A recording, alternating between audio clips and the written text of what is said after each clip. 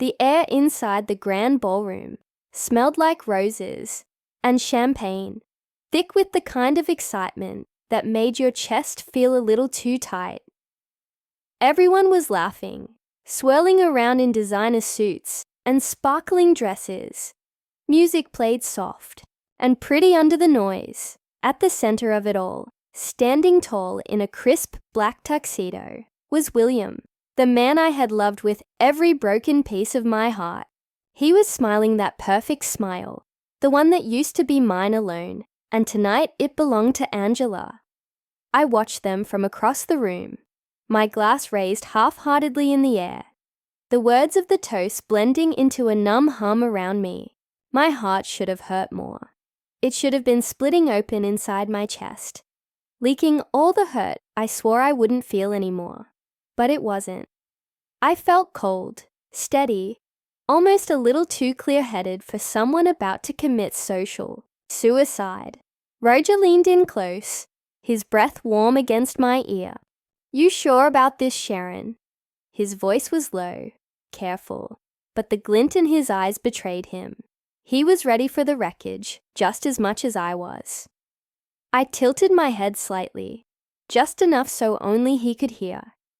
I've never been more sure of anything. Across the dance floor, Angela laughed at something William whispered in her ear. She looked beautiful. Of course she did. Soft brown curls, pinned into some intricate updo. Her dress flowing like melted silk around her body. I hated that I could still admire her, even as I planned to ruin her night. Maybe I wasn't heartbroken after all. Maybe I was just tired. Tired of pretending, tired of swallowing everything down and smiling pretty, like it hadn't all fallen apart the second she came into the picture. The speeches began. William's father stood up first, droning on about family values and loyalty, the irony almost making me laugh out loud. Then came Angela's sister, all misty-eyed and sweet. By the time Roger was nudging me to get ready, my heart was pounding. So hard I felt it in my ears. He handed me a fresh glass of champagne. Our fingers brushed. A small spark of something dangerous passing between us. It was him or nothing. Him or another night alone, wondering why I wasn't good enough. Him or the truth, spilling out into this pristine, lie-drenched room. I stepped forward when they called for any final words. I wasn't even on the list. That was the first warning bell no one heard. I could feel the eyes turning toward me as I clinked my fork against the glass. The sound cut through the noise like a gunshot. William looked surprised, but smiled politely, always the gracious host. Angela beamed at me, clueless. Roger's gaze burned into my back like a silent dare. "To William and Angela," I said, my voice steady as a rock. I raised my glass higher. "May your love be as faithful as the promises we all pretend to believe." A few nervous chuckles rippled through the room. Angela frowned, the first crack in her perfect smile. William shifted uncomfortably. "And may tonight's lies taste sweeter than the betrayal that follows," I added, my eyes locking onto William's. Silence crashed over the room like a thunderclap. And before anyone could move, before anyone could think, Roger stepped up beside me and lifted his glass too. "To Betrayal," he said smoothly, like it was the most natural thing in the world, the kind that cuts deepest when it comes from those we trust the most. There was a collective gasp, the kind you hear when someone famous dies on live TV. Angela's face drained of all color. William's hand dropped from her waist, his jaw clenching so tight the muscle ticked in his cheek. I drank the champagne in one long, slow swallow, never breaking eye contact with William. It burned all the way down, but it was a good burn, a freeing burn. Roger offered his arm, and without a second thought, I took it. We turned our backs on the stunned crowd, stepping off the stage, champagne glasses abandoned on the nearest table like forgotten weapons. Behind me, I heard Angela's voice crack into a shaky whisper. William, what is she talking about? But I didn't stay to listen. Not tonight. Tonight, I was done playing the fool. All right, let's dive straight into part 2. Keeping the same energy, natural flow, no headings, no repetition, everything clean and vivid. We didn't run, not exactly. It was more deliberate than that, like we owned the room. Like we were walking, away from ashes we'd set on fire ourselves. Roger's hand stayed light against the small of my back, guiding me through the stunned, frozen guests. I could feel their stares drilling into me, their unasked questions thick in the air, but none of them dared stop us. Outside, the night was colder than I expected, the city buzzing in the distance, like nothing had happened. Roger shrugged out of his jacket and threw it over my shoulders without asking. I pulled it tight around me, the weight of it grounding me in the moment. Where to, partner in crime? Roger asked, the corners of his mouth twitching into something between a smirk and a real smile. For a drink, I said without thinking. Something strong, something to forget this night even existed. He nodded like he'd been expecting that. His car was parked around the side of the hotel, a sleek black thing that purred to life as soon as we climbed inside. Neither of us spoke much during the drive. I stared out the window, watching the city lights blur past, my mind still stuck back in that ballroom. I kept picturing Angela's face, the way it had crumpled when the words landed. I should have felt guilty. I, better person, would have. But I didn't. William had made his choices. He had taken everything good between us and fed it to the fire the second Angela came sniffing around. She hadn't stolen him. That was the lie everyone loved to tell. No, he gave himself to her, piece by piece, while smiling in my face, whispering promises he had no intention of keeping. Roger pulled into a quiet little dive bar on the edge of town, the kind of place where no one would recognize us. Or if they did, they wouldn't care. Inside, the lighting was low and moody, the walls lined with battered photos, and neon signs buzzing faintly. We slid into a booth in the back. Roger ordered whiskey for both of us, without asking. It burned going down, even worse than the champagne, but I welcomed it. I needed it to wipe the taste of the night off my tongue. For a long time, we just sat there, nursing our drinks, letting the silence thicken and settle around us. Finally, Roger broke it. You really loved him, didn't you? I stared at this amber liquid in my glass, swirling it slowly. Yeah, I said quietly. I really did. Roger leaned back against the cracked leather seat, watching me with those sharp, knowing eyes of his. And he really didn't deserve it. I laughed then, a short, bitter sound that didn't feel like it belonged to me. No, he didn't. He knocked back the rest of his drink in one go and set the glass down with a dull thud. You know, he said, voice low and dangerous. I used to think you were too good for him, even back when you didn't see it. I looked up at him startled. There was something raw in his gaze, something I hadn't let myself notice before. And now? I asked, my voice barely more than a whisper. Now, he said, leaning in closer. I know it. The air between us shifted, charged and electric. It was reckless. It was stupid. It was everything I should have been running from.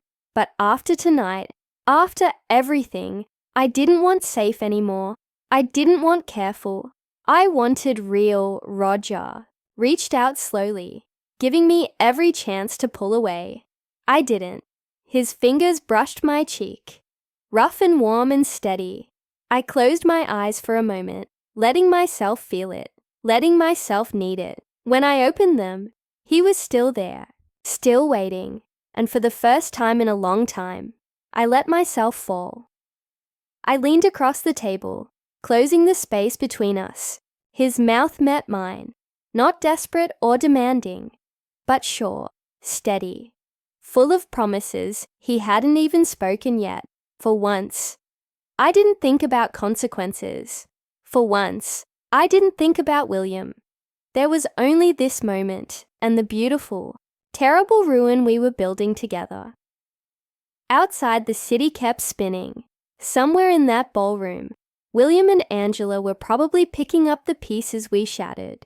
But here, in this tiny forgotten bar, Roger and I were writing a whole new kind of story, and it was ours alone. Perfect. Here's part 3, keeping it intense, natural, emotional, and totally in flow with no breaks.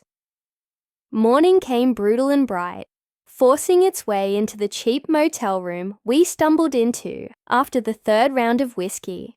I rolled over, onto my side, blinking against the headache pounding behind my eyes. For a second, everything felt weightless, suspended in that fragile moment before memory returned. Then it all hit me like a freight train. The engagement party, the toast, the way William's face had crumpled under the weight of truth, and Roger's hands on me, steady, grounding, as we kissed our way through the pain and the anger and the sharp, beautiful wrongness of it all. I sat up slowly, the sheets tangling around my legs. Roger was still asleep beside me, his bare chest, rising and falling in slow, even breaths. In sleep, he looked softer, less like the sharp-edged man who had stood beside me in a ballroom full of lies, and more like the boy I used to know before all of this started. Guilt clawed at the edge of my mind, but I shoved it away. Not today. Today wasn't for guilt. Today was for survival. I slid out of bed, gathering my clothes from the floor as quietly as I could. Roger stirred when I pulled on my jacket. His jacket still draped over my shoulders. "You running already?" he murmured, voice rough with sleep. I froze, one shoe in my hand. "I'm not running," I said, even though that was exactly what it felt like. I need to think." Roger pushed himself up onto his elbows, his hair a wild mess, eyes heavy but sharp. "You're not going to find the answers you want out there, Sharon." I laughed quietly, a dry, humorless sound. "I'm not looking for answers.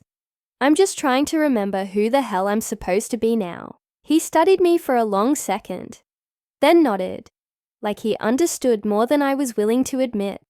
"Call me when you're ready to stop pretending you're alone in this." I hesitated by the door, the weight of his words hanging between us. But in the end, I just gave a small broken smile and slipped out into the blinding daylight. The streets were too loud, too bright, too alive for the way I felt inside. I ducked into a tiny cafe, more out of instinct than hunger, and ordered a coffee I barely touched. I sat there, staring at nothing, feeling the world tilt under my feet. William, Angela, Roger, me, 4 names that used to fit together like pieces of a picture. I thought I understood. Now the picture was shredded, burned, and scattered to the wind. My phone buzzed against the table, snapping me out of the spiral. I picked it up with shaking hands. It was a message from William. "We need to talk." I stared at it for a long time, heart thudding. No apology, no explanation, just 4 loaded words. Another message came through before I could decide if I was going to answer. "Please, Sharon, just meet me." I typed out a reply before I could talk myself out of it. "Where?" A second later, the screen lit up again. "Our spot, noon." I knew exactly where he meant. The little park by the river. The one with the crooked oak tree we boys used to sit under when the world felt too big. It was sentimental, manipulative, classic William. I threw some money onto the table and left the cafe, my stomach twisting itself into knots. I wasn't sure what he wanted, but deep down, I knew it didn't really matter. The truth had already been unleashed. There was no putting it back in the box. By the time I reached the park, the sun was high and merciless, the river glinting like a strip of molten silver. William was already there, sitting under the oak tree, looking more wrecked than I had ever seen him. For a split second, my heart stuttered at the sight of him. He looked smaller somehow, less invincible, human. He stood up when he saw me, hands shoved deep in his pockets, shoulders hunched like he was trying to fold himself into something smaller. "Sharon," he said, his voice cracked and raw. "Thank you for coming." I crossed my arms, keeping a careful distance between us. "I didn't come to save you, William." He flinched like I'd hit him. "Good. I know," he said quietly. I need you to know, it wasn't supposed to be like this." I laughed, sharp and bitter. "Yeah?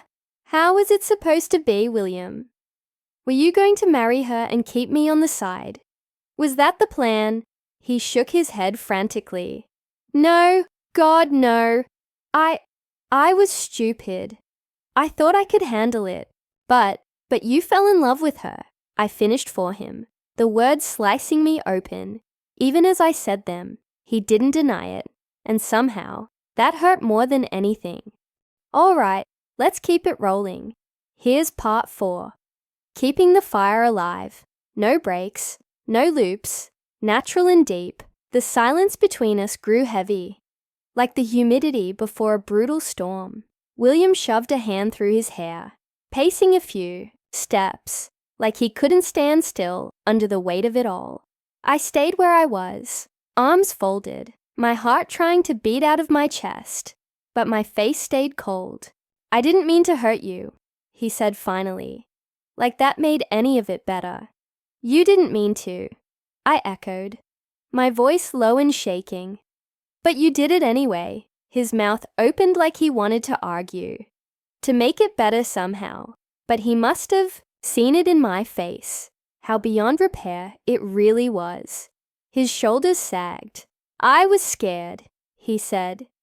"You and me, we were real. It scared the hell out of me, Sharon. It wasn't supposed to feel so heavy. Angela, He stopped himself, pressing his lips into a thin line. "She was easier." I finished for him again, a bitter smile tugging at my mouth. Simple, no history, no expectations, just the shiny new thing. He didn't answer. He didn't have to. His silence said more than any excuse he could have come up with. I took a step closer, enough to see the red rim around his eyes, the way regret clung to him like sweat, and maybe once, seeing him like this would have made me want to forgive him.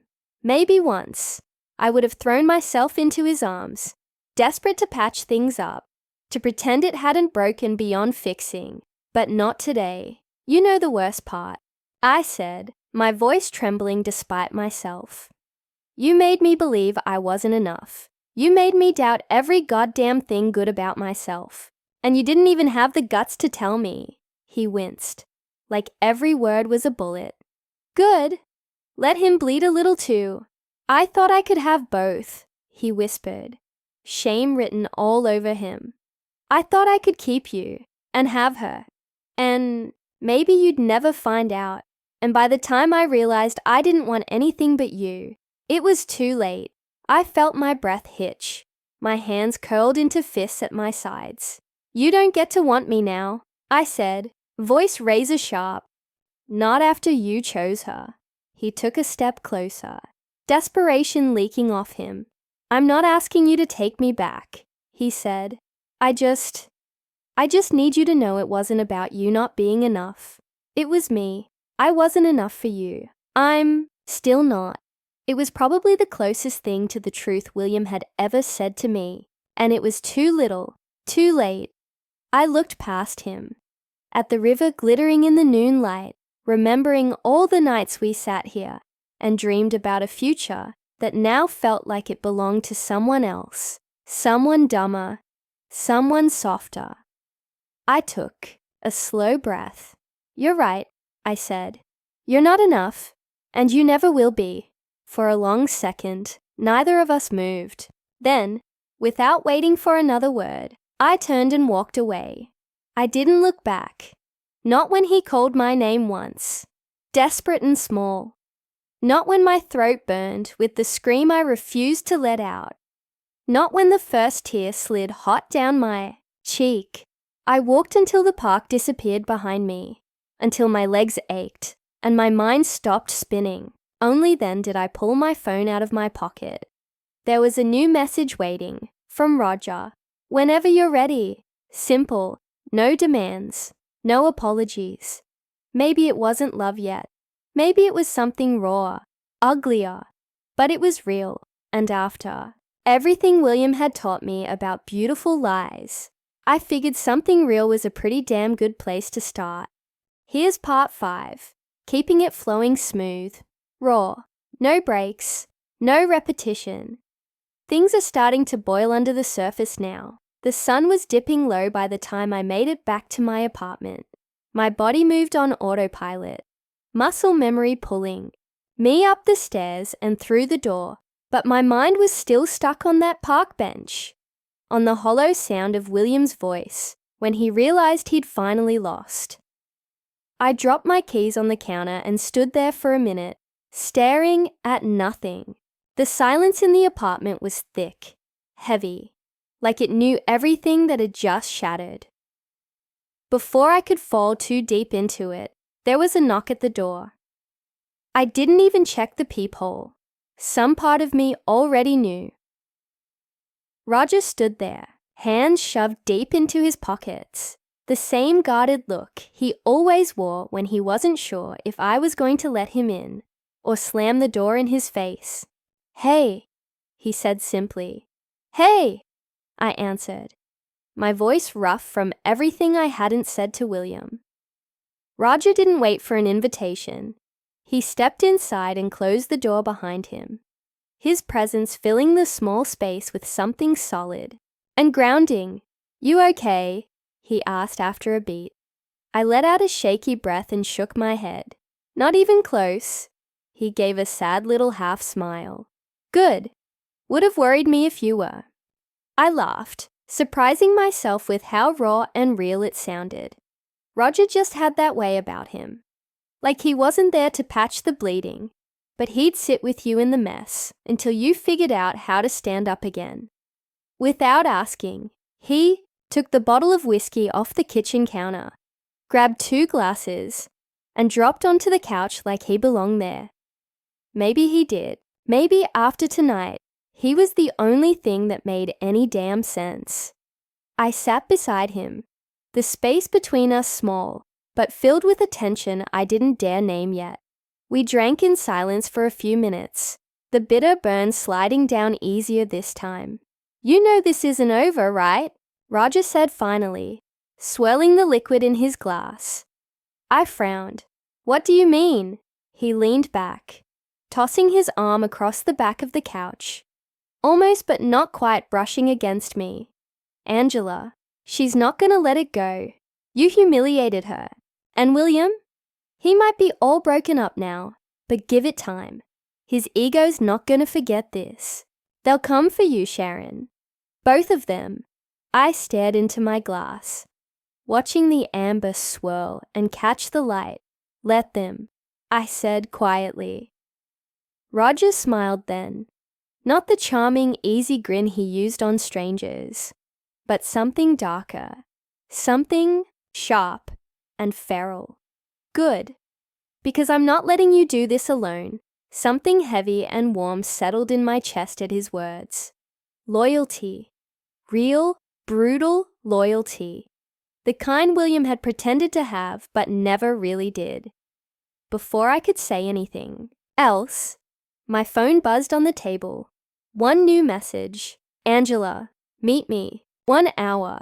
I deserve answers too." I held the phone out for Roger to see. He scanned the message, his jaw tightening. "You're not seriously thinking about going," he said. "I have to," I whispered, surprising myself with how sure I sounded. "If I don't face her, it's just going to get worse." He stared at me for a long moment, then nodded slowly. Fine, but I'm coming with you. Roger. No, he said firmly. You had my back tonight. I'm not letting you walk into whatever trap she's setting by yourself. I smiled then. Something small and grateful. For the first time in a long time. I didn't feel like I was drowning alone. We didn't talk much after that. We just sat there, side by side, finishing the whiskey in comfortable silence. When the time came, we stood up together, and side by side, we walked out the door into the night, into whatever battle Angela had waiting for us, together. Here's part 6. Keeping the intensity sharp, emotional, and the flow natural without missing a beat. The meeting spot Angela picked was a downtown hotel bar, sleek and cold. A place where secrets got poured into whiskey glasses, and the walls never talked. Roger and I stepped through the heavy glass doors together. The low buzz of conversation and clinking glasses barely making a dent in the tension coiled inside my chest. I spotted her instantly.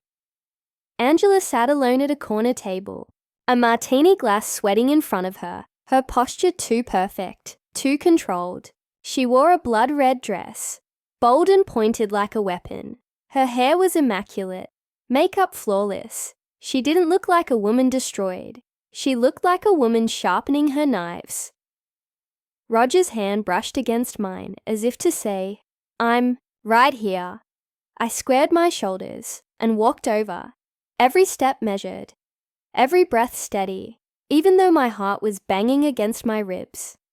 Angela looked up, a slow, almost lazy smile curving her lips.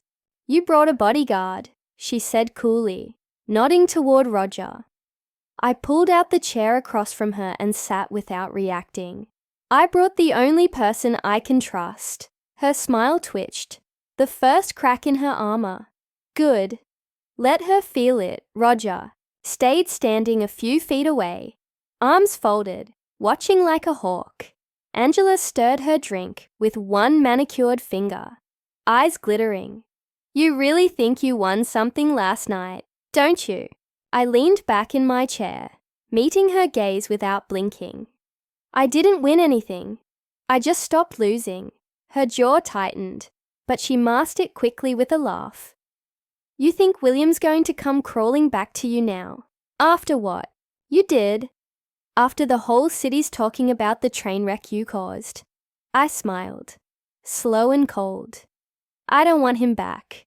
That's the difference between you and me, Angela. I know when something's rotten beyond saving. Something flickered. In her eyes then. Fear, maybe, or rage. Hard to tell. She set her glass down too hard. A sharp clink echoing between us. You embarrassed me, she hissed. Voice low but dripping venom. You made me look like a fool in front of everyone. I should destroy you for that. I tilted my head slightly, pretending to consider it. You could try. Roger took a small step closer, silent but lethal. Angela saw it too, and gave a bitter little laugh. Of course. You're screwing him now, aren't you? I didn't flinch. I didn't deny it. Let her think what she wanted. Let her stew in it. Her smile turned razor sharp. You're so predictable, Sharon. Always desperate for someone to pick you. Always waiting to be saved. I leaned forward, resting my elbows on the table. No, that was the old me, the new me. She saves herself. For a long second, we just stared at each other. Two women standing in the middle of a battlefield, made of broken promises and shattered pride. Then Angela's voice dropped to a dangerous whisper. You think this is over? I gave her the same cold, empty smile she'd worn at her engagement party. I'm counting on it not being over. She pushed her chair back with a screech and stood, tossing a few bills onto the table. Watch your back, she said, loud enough for Roger to hear. Because now, you're officially my enemy. Without another word, she turned and stalked out of the bar. Heels clicking, like gunshots against the marble floor. The second she was gone, the air seemed to lift a little, the suffocating pressure easing from my chest. Roger pulled out the chair beside me and dropped into it. "Well," he said dryly. "That went well." I laughed, the sound bubbling up sharp and bitter. "She's going to come for me." Roger leaned in, his voice low and certain. "Then let her. She has no idea what you're capable of when you're done playing." "Nice." I met his gaze, a slow, fierce grin pulling at my lips. Neither did I, but she was about to find out. The city smelled like rain that night, heavy and metallic in the air, promising a storm that hadn't quite broken yet. Roger and I didn't say much on the drive back. There wasn't anything left to say. The war lines had been drawn, and somewhere, deep inside, I welcomed it.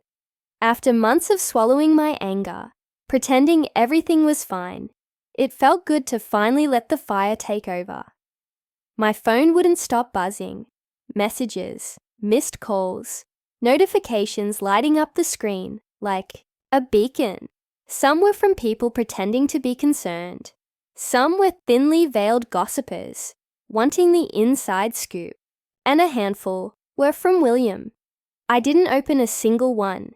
Instead, I focused on the road ahead, the yellow lines blurring together as Roger's car cut through the wet streets like a bullet. When we pulled up outside my apartment, he didn't turn off the engine. He just looked over at me, something unreadable flickering behind his eyes.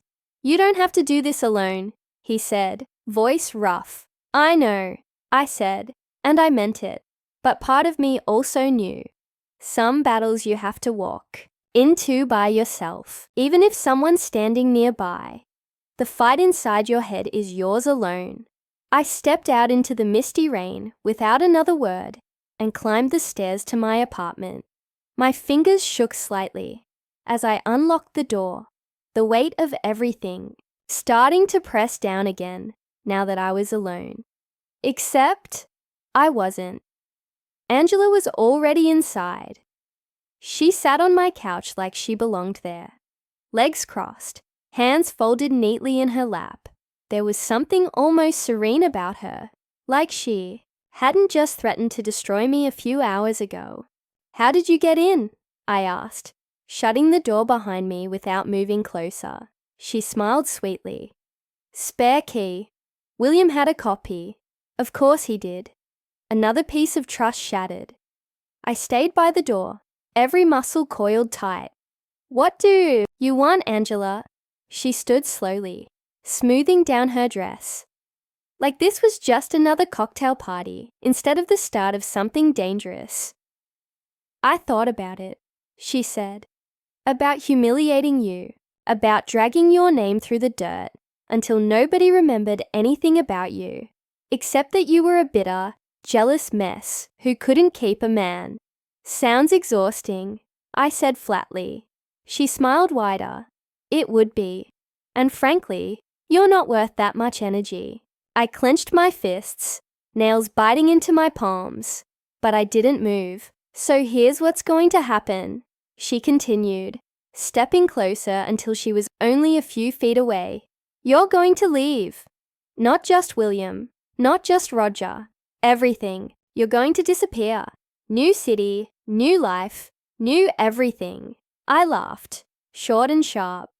"And if I don't," her eyes went ice cold. "If you don't, I'll make it my mission to destroy Roger too. And we both know he's got plenty of sins for me to dig up." My heart stuttered, rage boiling up so fast I could barely see straight. "You're a monster," I whispered. She shrugged, unbothered. "Takes one to survive people like you." For a long second, we just stared at each other, two predators sizing each other up. Then I smiled, a slow, dangerous smile that made her falter, just for a split second. "You think you're the only one who knows how to play dirty," I said softly. "Sweetheart, you don't even know the game you're in." Before she could react, I pulled out my phone and hit send on the message I had drafted earlier. To every major media outlet in the city, every scandal, every lie, every dirty little secret I had on William and Angela. Neatly packaged and time-stamped. Backed up with receipts. Angela's phone buzzed a second later. She yanked it out of her purse, scanning the screen, her face draining of color in real time. "You didn't," she gasped. I stepped closer, close enough to see the panic sparking in her eyes. "I did," I said. "And now, Angela, now it's you who gets to be the headline." She lunged toward me, furious, but I sidestepped her easily, pulling. The door open. Roger was standing there, arms crossed, a slow clap echoing through the hallway. "Told you," he said with a smirk.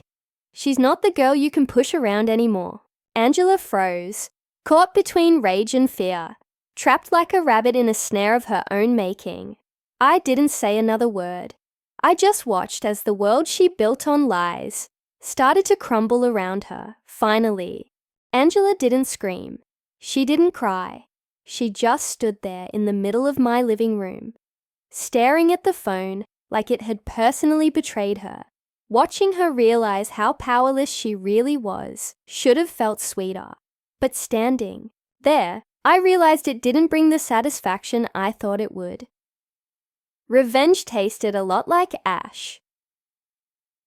Roger stepped inside and closed the door behind him with a quiet click. He looked at me carefully, like he was waiting to see if I'd break. I didn't. I was past breaking now. I was something sharper. Angela finally found her voice, low and shaking. "You'll regret this." I shook my head slowly.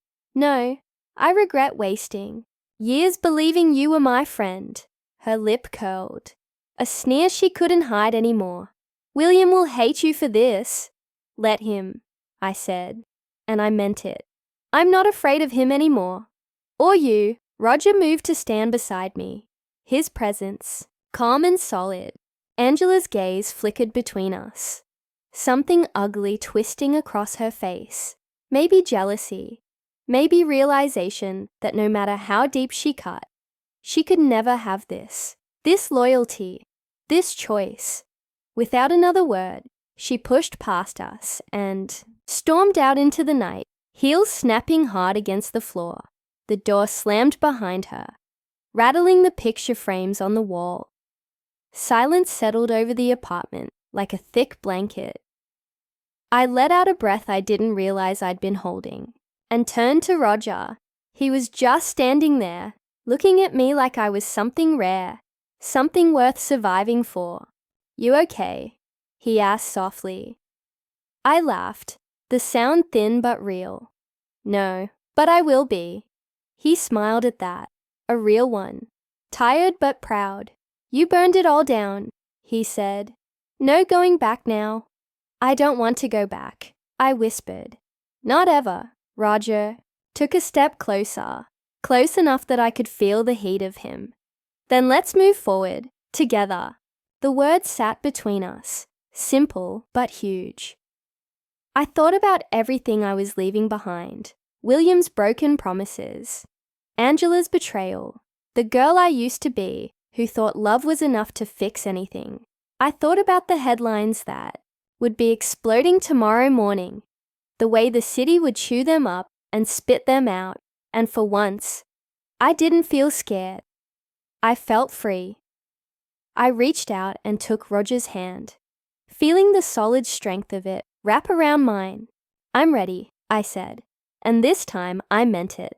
Outside, the rain finally broke open, drenching the city in a heavy, relentless downpour. Roger tugged me toward the door, and we stepped out into it, laughing as the rain soaked through our clothes, washing away the night's ashes. We didn't run, we didn't hide, we just walked side by side, into the storm, leaving the wreckage behind us. Alive, stronger, free, and finally, for the first time in a long, long time, unbreakable.